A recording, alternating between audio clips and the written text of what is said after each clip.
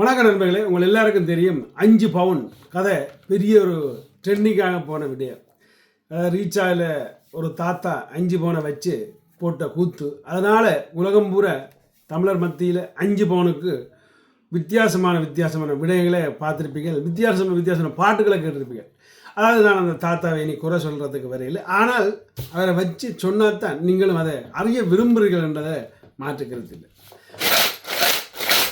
இது என்னென்னு பார்த்தீங்கன்னா ஒரு உண்டியல். அதாவது கிட்டத்தட்ட சொல்ல போனால் எனது மகன்ற உண்டியல் கவிஞன் என்று இருக்கிறது. ஸோ அதில் எல்லோரும் கொண்டு பணத்தை போடுறது, அவருக்கு தகுந்த மாதிரி போடுறது. ஆனால் இப்போ நாங்கள் எடுத்து செலவழிக்கிறது.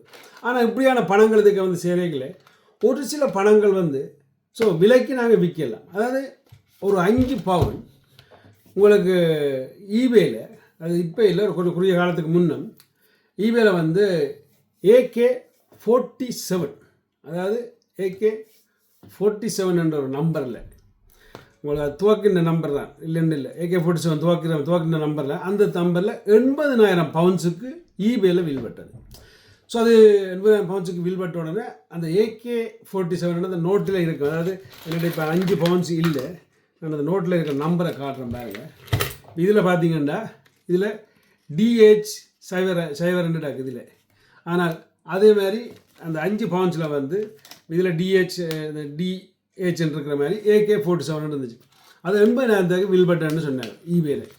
அதை நச்சு எல்லோரும் பல பக்கம் கணக்கு பேர் அதை வாங்கினார்கள். அந்த நோட்டை, அந்த AK-47 நோட்டை வாங்கினார்கள். வாங்கி திருப்பி அவர்கள் ஈபேல போட்டார்கள். பெரிய அளவில் வில்படையில்.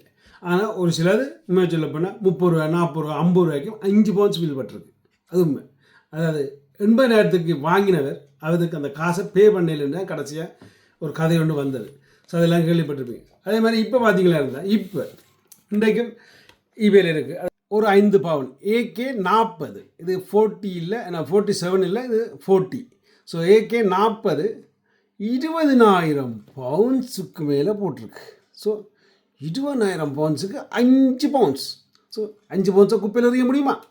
அப்படி கொடுத்த ஒரு 5 பவுன்ஸ் 20,000 பவுன்ஸுக்கு போட்டிருக்கு. நான் நீங்களே போய் ஸோ ஈபே ஐட்டம் நம்பர் அடிக்கலாம்.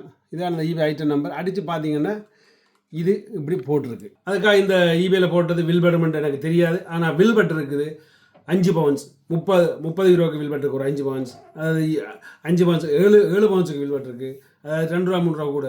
ஸோ அதால் இந்த இப்படியான 5 பவுன்ஸ் போல் நீங்களும் ஈபேயில் விற்கலாம். ஸோ அல்லாட்டி அதை எனக்கு அனுப்பினா நானும் அதை விற்கலாம், இல்லையாண்டு இல்லை. அதுக்கு ஒரு சின்ன காமெடியை சொல்லிக்கொண்டு இந்த வீடியோ முடிக்க விரும்புகிறேன். எனக்கு அனுப்புக்கொண்டு சொல்ல 5 பவுன்ஸ் என் அக்கௌண்ட்டுக்கு போட்டுட்டு, அண்ணன் 5 பவுன்ஸ் போட்டிருக்கேன், 30 ரூபா காசு திருப்பி என் அக்கௌண்ட்டுக்கு போடுங்கன்னு சொன்னீங்களா இருந்தால் அதை விட ஒரு முட்டாள்தனம் வேறு ஒன்றும் இல்லை. ஸோ இப்படியான சின்ன பிஸ்னஸ்களும் 5 பவுன்ஸில் இருக்குது என்று விளங்கப்படுத்த மட்டும்தான் இந்த வீடியோ. அந்த தாத்தாவை நான் கேவலப்படுத்துகிற எண்ணம் இல்லை. அதாவது அவர் இதை கொண்டு வந்த வழியாகத்தான் இதுவரை நாங்கள் சர்ச் பண்ணக்கூடியதாக இருந்துச்சு. ஸோ உங்களோட கருத்துக்களை கீழே மறக்காமல் எழுதுங்க. சூப்பர், நன்றி.